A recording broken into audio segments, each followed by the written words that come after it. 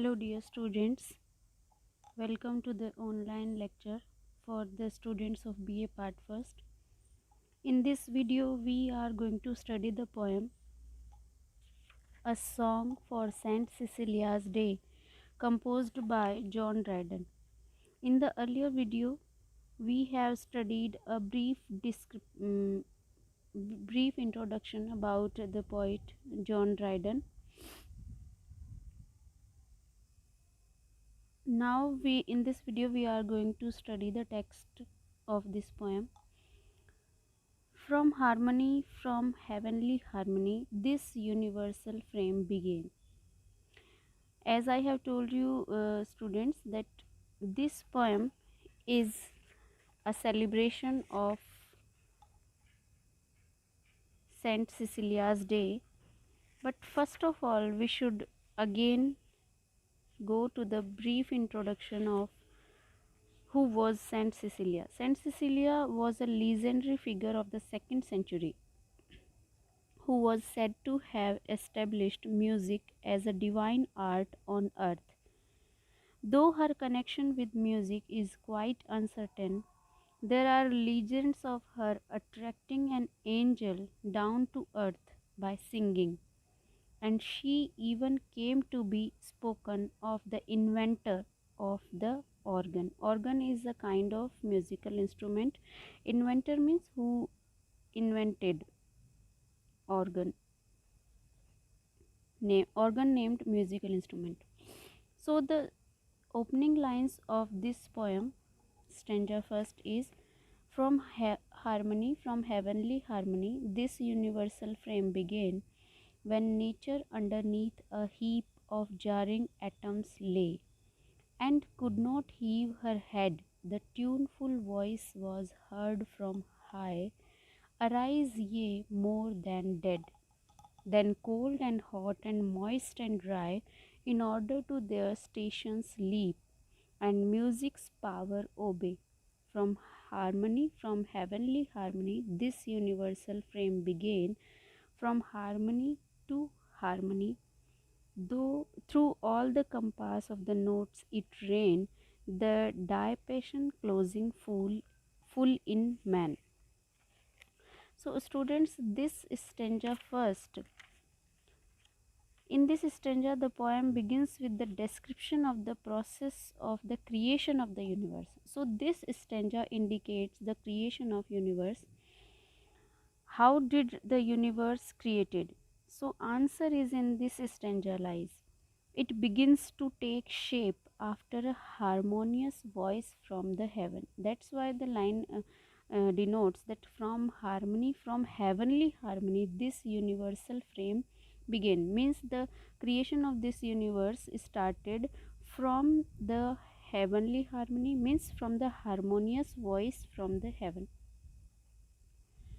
This is also a Pythagorean doctrine. Pythagoras saw the universe as the manifestation of the heavenly harmony which he believed had held contrary things together.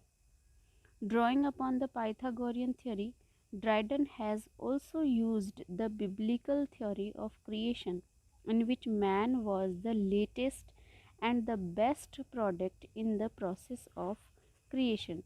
So this opening line of this stanza indicates that from the harmonious voice of heaven, there started the process of creation of this universe.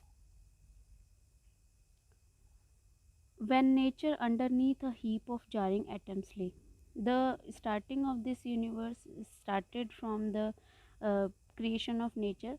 So the poet is saying that this process started when nature was underneath a heap of jarring atoms. A heap of jarring atoms means the world was in chaos at that time and could not heave her head, means the nature was under the heap of atoms and she couldn't uprise her head.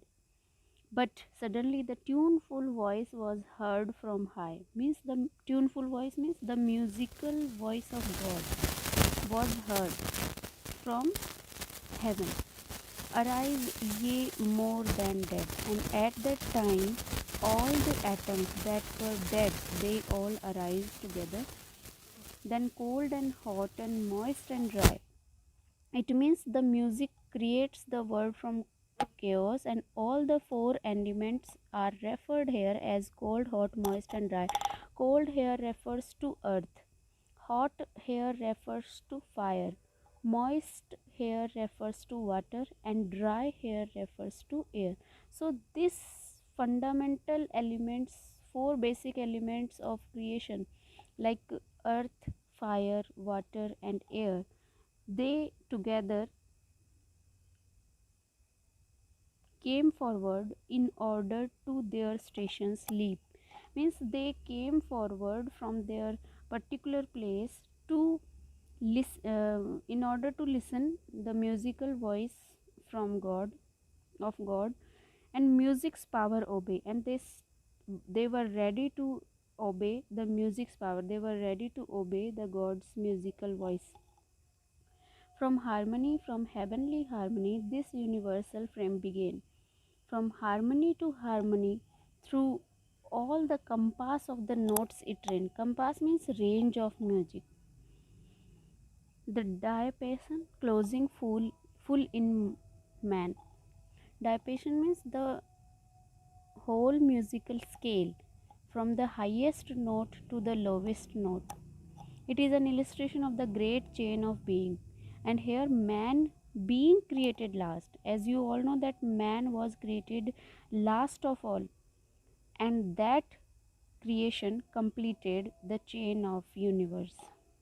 So here the poet wants to to convey the message that from this heavenly voice, there started the creation of universe. First of all, or the atoms, they although they were dead in their dead mode, they became arise, and after all the four elements like earth, fire, water, and air, they came forward together to obey the musical voice of God. And this musical voice of God, in a manner of harmony, all the musical notes, all the music range of music, uh, closely and lastly created man as human being, and this creation of human being completed the chain of universe creation. So this is conveyed by the poet in stanza first, and this ode is to is to indicate the emotive power of music, and presumably a commemoration of some event on this festival day of music's patron Saint Cecilia. Students, with the introduction of Saint Cecilia, we should also acknowledge that when was Saint Cecilia's day celebrated. So Saint Cecilia's day celebration held every November 22 means 22nd of November in the year 1683 to 1703, and this festival was sponsored by the London Musical Society. So this poem is also a dedication to Saint Cecilia's day celebration. Now in the second stanza, the poem opening lines of stanza 2 is: "What passion cannot music raise and quell? When Jubal struck the chorded shell, his listening brethren stood around, and wondering on their faces fell to worship that celestial sound." In this stanza,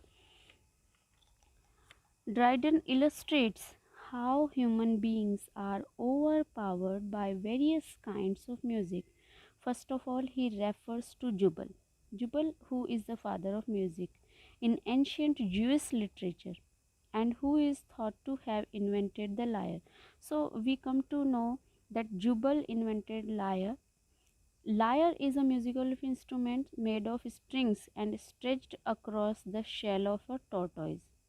So here Jubal is introduced to show that music can force man towards divinity and thus testifies to its divine association. So this is all about the current video. In the forthcoming videos we will study stanza 2 line by line and the afterwards stanzas also. So thank you all students.